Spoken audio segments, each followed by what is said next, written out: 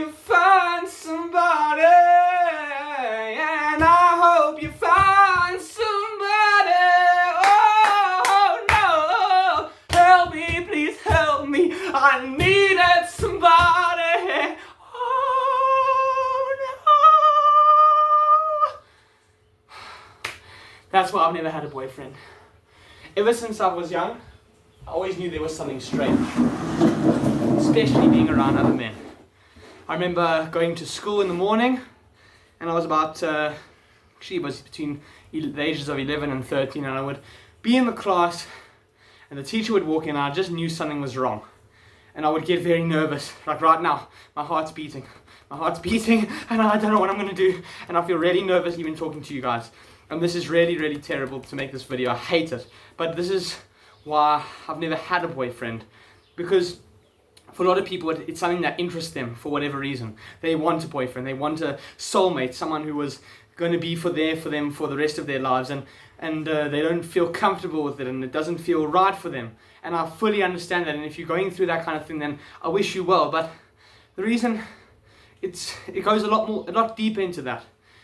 Especially when I was back at school. So let's go back to when I was between 11 and 13. I remember going into school through the big gates, walk in, and there was a big garden, and all the kids were in their small little groups. There were those weirder kids who liked fantasy games and board games and books, and then there were kind of like the mid popularity, and then there was the ultra cool guys, the jocks, the guys with their hair back, all the clothes, everything that was nice. And I remember, especially on that one day, I remember it was the very first day of school in when I was 10, and I just remember seeing and thinking, man, I wish I could be part of those cool guys, part of those popular guys. And that's where this belief of like never having a boyfriend even came in, because especially wanting to be part of the group, trying to fit in, wearing the clothes, doing the sports. I played soccer just to try and fit in. In fact, I really completely felt entirely excluded from the popular group. And what I decided to do was, instead of trying to learn how to talk or learn how to mingle with those guys, to be close with them and maybe make friends, I just decided that I'm going to sit next to them. So yes, maybe I was supposed to be part of the weirdo group who liked fantasy and reading books and all that kind of stuff. And you know what? That's me, and you know what? I'm not afraid to say it. Maybe that's the group that I was longing for and supposed to be with. And maybe I was, if not that, supposed to be in the middle group, the people who were just normal run-of-the-mill, but I wanted to be with those popular kids. And instead of sticking with where my level was, I decided I'm just going to, sit next to them, eat lunch with them, do whatever they did. So they would go up to the top field to play soccer, I would go up to the top field to play soccer. They wanted to wear Nike shoes, I wanted to wear Nike shoes. Whatever they wanted to do, I did. Until it came to the point, from being about age 10 to 13, 14, when the guys started to have parties. And I'd always valued my mental capacity and thinking and eating well, training and all that kind of stuff. So I didn't want to really get drunk, go to parties. I hated loud music. It's just terrible for me. Really bringing back the past traumas of that loud music. You can see like in my eyes that I hated it. And that was slowly when I started to drift away from that popular group and more to the middle group, more to that. And then once I joined that middle group, I started doing what they did. So they would play video games, like playing Fortnite was a big one, especially back then when I was that age. They would play Fortnite, I would join them, we would hop on the live video games, I would play Fortnite a lot.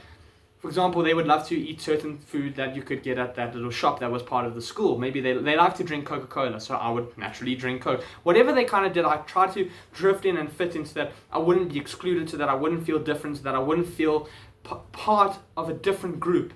I wanted to be part of them, I wanted to be close, I wanted to be with them.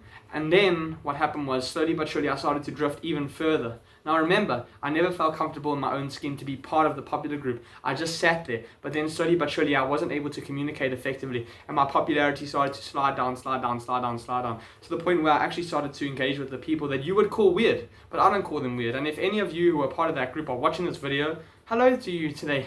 And I'm really happy that you even took the time, and you can see it in my eyes, as I like to say, how I thank you for having listened to me and for having heard my story and heard what my innate fears are and desires and things that I want to achieve in my life. And I thank you for all of you, everyone who was part of the group, anyone who was ousted and shunned in school, anyone who was thought to be weird, any of the nerdy people, any of the super smart people, all of you. Come here for a hug.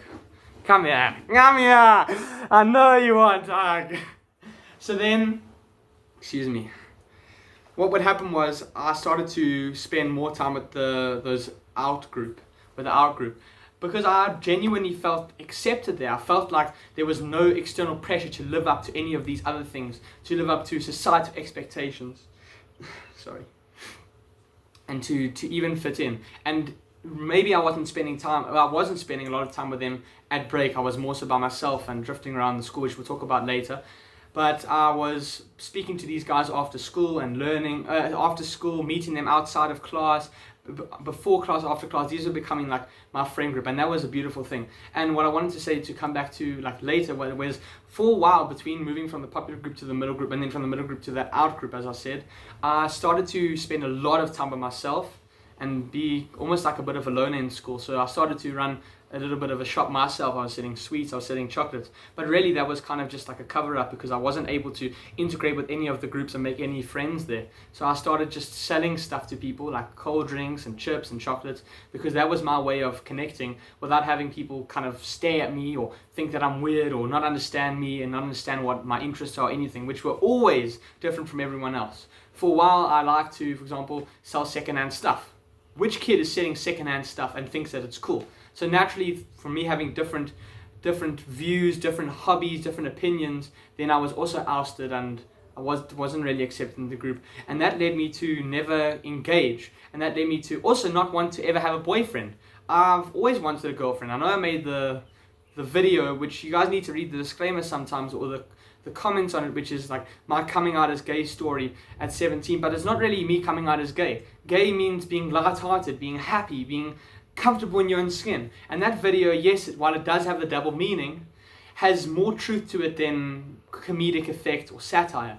The truth in that is that being gay means being happy, being comfortable, being able to integrate socially, like a social butterfly. Hey, how are you doing, sir? Come, let's have a hug, let's make some friends, let's go for a cup of coffee. And that was really my story of why I've never had a boyfriend, because I've never felt comfortable having a boyfriend. I've never integrated into any society or anything like that for the sake of that.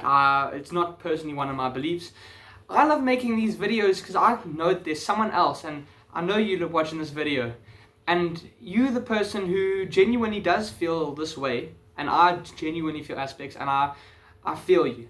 And as I like to always say, I believe in you. There are a lot of areas in life where, I'll give you a perfect example today.